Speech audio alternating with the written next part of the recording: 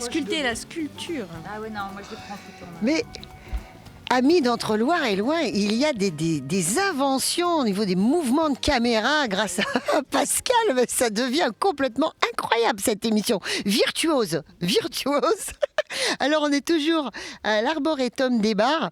Il commence à faire moins beau que tout à l'heure quand même. Hein. Mais alors on a accueilli ici un petit soleil. C'est le petit soleil. C'est joli ça, le petit soleil de l'Arboretum des Bars, Marie. C'est flatteur, je suis drôlement flattée. Moi, je trouve ça assez vrai. Et alors, en fait, Marie, tu es la chargée d'accueil, de communication du lieu. C'est ça, et puis aussi un peu la programmation, l'organisation des journées de l'arbre. On est multitâche ici. Hein. Voilà. Alors, l'idée, c'est vraiment que tu nous expliques, que tu nous fasses découvrir ce lieu qui, voilà, personnellement, je ne connaissais pas. Ah, stop, arrête. On en a parlé tout à l'heure. Et que tu donnes envie pour la saison prochaine, que tu donnes envie au public de venir ici, nombreux. Ah, alors l'Arboretum des Bars, c'est une forêt des 5 continents. Il y a des arbres de partout dans le monde. Ça fait à peu près 25 hectares de balade, donc on peut y passer une journée fantastique où du coup on va un petit peu découvrir librement, mais aussi il y a tous les jours des visites guidées et des visites guidées qui sont fantastiques, pleines d'informations sur les arbres. Et donc il y en a pour tous les goûts, pour les familles, pour les enfants, pour les adultes. Alors, est-ce que tu peux nous faire... comment tu vas nous faire envie de venir ici l'année prochaine quand vous allez rouvrir? Vous rouvrirez quand? On va rouvrir à Pâques. Et en fait, on peut venir un peu à toutes les saisons, déjà pour voir les arbres qui évoluent au fil des saisons, les fleurs, mais aussi, c'est qu'on organise régulièrement des événements. Alors, on a les journées de l'arbre, ça c'est le gros événement, c'est une belle fête des plantes qui est au premier week-end d'octobre. Mais on a aussi la ferme sous les arbres, ça c'est très chouette. On a une ferme pédagogique qui vient. Et ça, ce sera sans doute autour du 14 juillet. Et on aura aussi en même temps une foire de volailles de collection. Et donc, voilà. Je connais. Et voilà. C'est avec le CAG, c'est ça? Avec le club avicole. Du Gâtinais. Voilà. Ah, le CAG, j'avais jamais fait le... Très bien.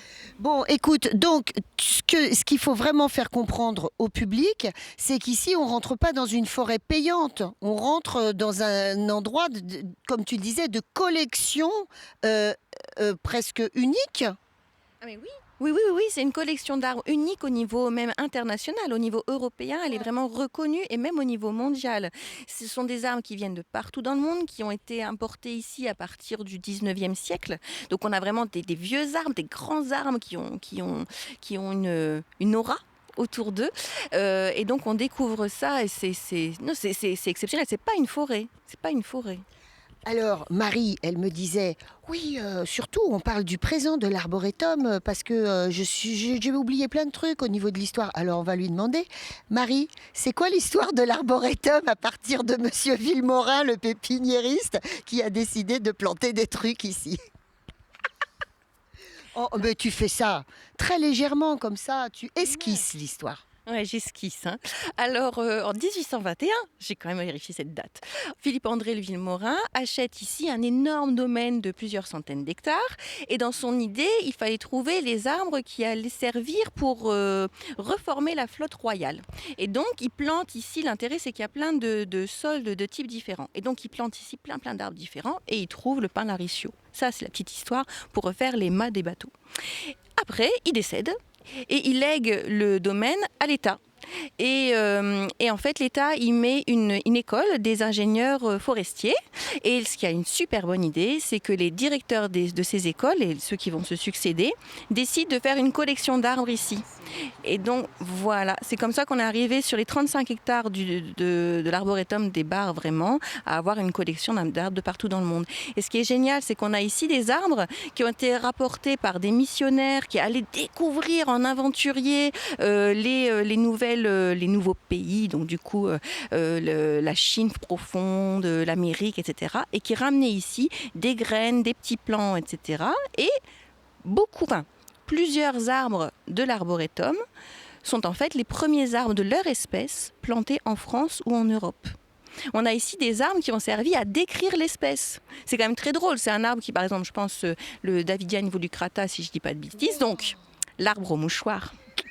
L'arbre au mouchoir. Si je dis pas de bêtises, celui-là, par exemple, il a été implanté ici en France par les missionnaires à l'Arboretum des Bars. Et c'est un arbre de Chine, quoi. C'est celui des Bars qui a servi à décrire l'espèce. C'est quand même drôle. C'est un individu français qui sert à décrire une espèce chinoise. Bon, alors, ici, les visites, vous l'avez vu dans un précédent reportage d'Entre Loire et Loin, elles sont assurées par Bérangère. Bérangère, là, elle va partir avec un groupe. Il y a une dame dans le groupe qui revient pour la 5e ou 6e fois.